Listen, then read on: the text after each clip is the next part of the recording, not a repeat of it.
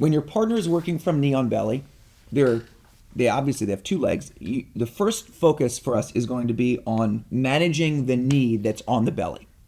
We will look at some escapes that involve the outside leg, the posted leg, but for now we're going to focus on the main problem, which is that knee that's across your belly. When your partner is here, obviously, even though they don't have a gi to grip, they can still exert plenty of pressure here, and it's an uncomfortable position. Moreover, if you're not disciplined with your upper body, it gives your partner an opportunity to take better grips on you and establish a stronger, tighter pin. So an example of that would be if I made the mistake of trying to post and push, and Placido took an underhook here, he could very easily now either take a second underhook or crossface, move his body down into a chest-to-chest position and either move to the side control position where he's got more stability or over into the mounted position where he can exert much more control over me than knee on belly. So as we said previously, we want to make sure that we're being disciplined with our arm position. We're going to keep our body rounded. We never want to be facing someone here with our two shoulders on the floor. So the first thing that we do is we have our elbows on the inside and we're going to fold our body just slightly, okay? And even small adjustments to your posture from the bottom can make a big difference.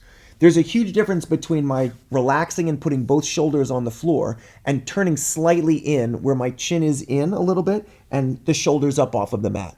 Again, this doesn't look like a lot, but in terms of practical application, it's huge. So you want to make sure that your chin is in and your shoulders off the floor. Next, we're going to keep our arms here. There's no need to reach or grab your partner for this first escape.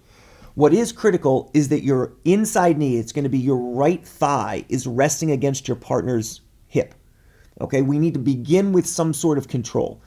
If you try to bridge from this position and you don't have control, or don't have connection between your knee and your partner's hip, it's not going to do much. You'll create a little bit of off balance, but it's not really going to affect your partner's posture or their weight distribution in a significant way. You need to take your knee and you need to place it here against your partner's hip.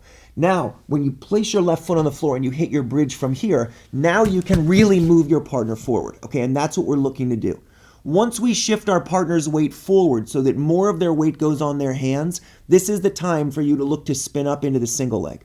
We're going to take our arms, we're going to drop them down. Your arms are simply going to drop down, one high, one low. Inside arm down here by your partner's heel.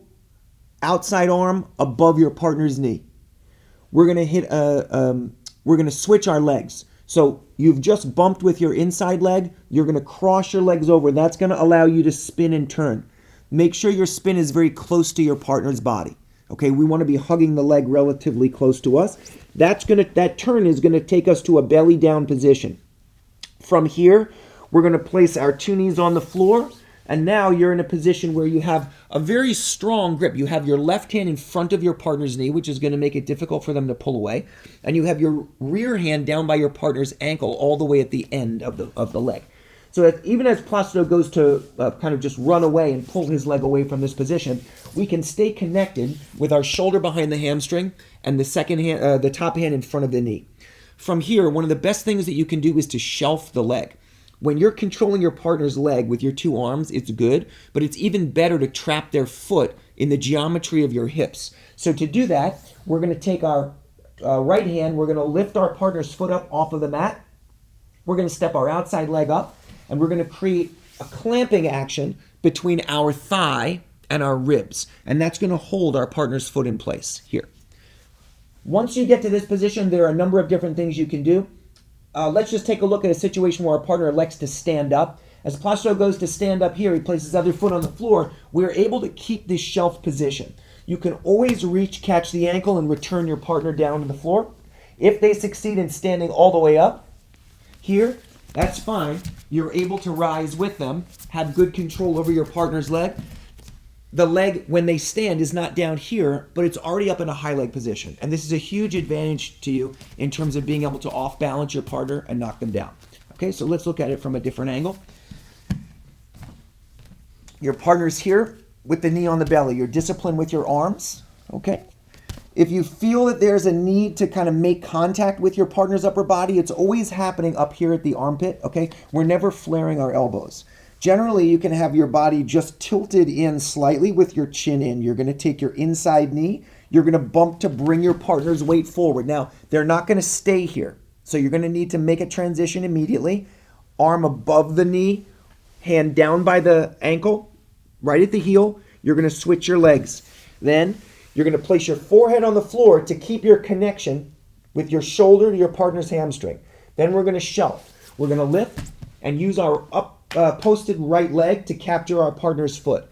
From here, your partner goes to stand up. That's fine. You're going to follow them up, take a little bit of a step backwards, and lift. Once you're in this good position, we place our partner's ankle underneath our armpit, same way that you would if you were doing an Achilles lock. You have a number of great attack opportunities here. You can control your partner's collar, and you can knock them down in a rearwards direction. You can roll their knee over, put their hands back on the floor, expose their back, and begin to attack. When you get comfortable with this, you'll start to feel like this transition is just a matter of getting your partner's weight off of you. So one last time. He's here, discipline with the arms, body is concave. We're going to bump, reach, spin, and turn. From here, we lift and shelf our partner's leg. That's going to make use of our legs with our partner's legs, so you're not relying on your arms. As your partner goes to stand up, that's fine. You're just going to follow them up here, keeping their leg high. When their leg is up high, it's much easier for you to knock them down. You can block the leg here. You can step back. You have ankle whips. You can do all sorts of different things from there. The idea is that the control that you have over your partner's leg is only really possible once you get their weight off of you. And the key is that strong connection between your inside knee, inside thigh, and their hips. If you can get that connection, which you almost always can do, you're going to be able to have access into the single leg.